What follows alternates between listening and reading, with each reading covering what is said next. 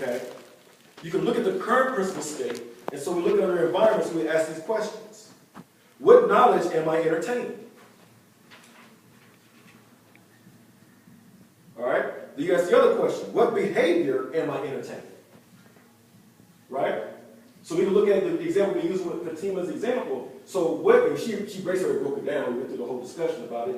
What knowledge am I entertaining? We identified it, didn't we? We also identified what behavior am I entertaining? She embraced certain behaviors, right? What practices am I entertaining? She changed her practice, right?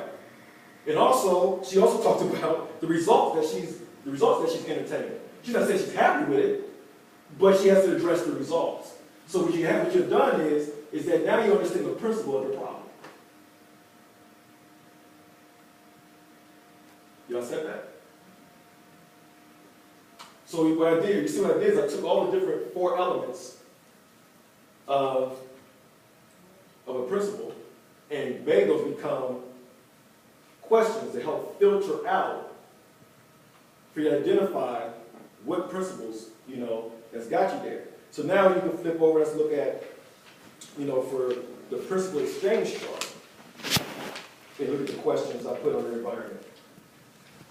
What timeless knowledge do I need? All right? What timeless knowledge do I need? What type of knowledge do we entertain to get where I'm trying to go? Do I need to go to school to learn it? Or can I be led somewhere to a knowledge base to entertain it? Is it a technical knowledge I need with that?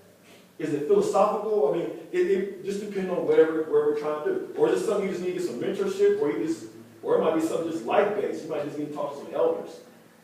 But what knowledge base? What timeless knowledge? The key word I keep saying is timeless because it's something you continue to use over and over and over again. That's what distinguishes a principle. Principles, you want principles because you can use it over and over again. You can put a principle in multiple different environments. See, even personally, you're okay, my gift will make room for me. But you can use that same principle when you run your business. Your business becomes its own entity, and so your decision making is like, hey, we're presenting, do everything you need to do practically, but you know what? The gift of this business is going to draw and make room for more opportunity. Is that making sense? Right? Treat others how you want to be treated. That's a principle, isn't it? It's a very strong social principle, right? If you see people being mistreated, it's a reflection of how they treat and how they view themselves. But you can find out a whole bunch of inside that maxim, right? You follow what I'm saying? So you begin to ask the question, what timeless knowledge do I need? What timeless behavior do I need to become? That's important because we're all behaving. We already know that, right?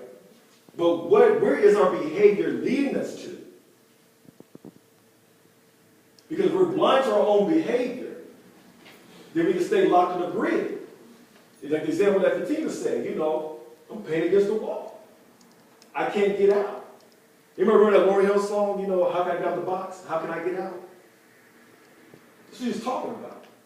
Because unfortunately what happens is we don't know ourselves or we entertain certain different patterns contrary to the pattern that leads us to freedom.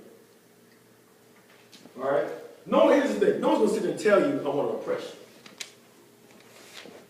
No one's going to tell you, I want to enslave you. No one's going to tell you, I want you to not do well in your life. No one's going to tell you, I want to see you miserable. But you know what? Someone will invite you into the patterns to lead you there. Oh, y'all come on. And so what happens is, especially for, for a young, or, I don't put your young adults. All right?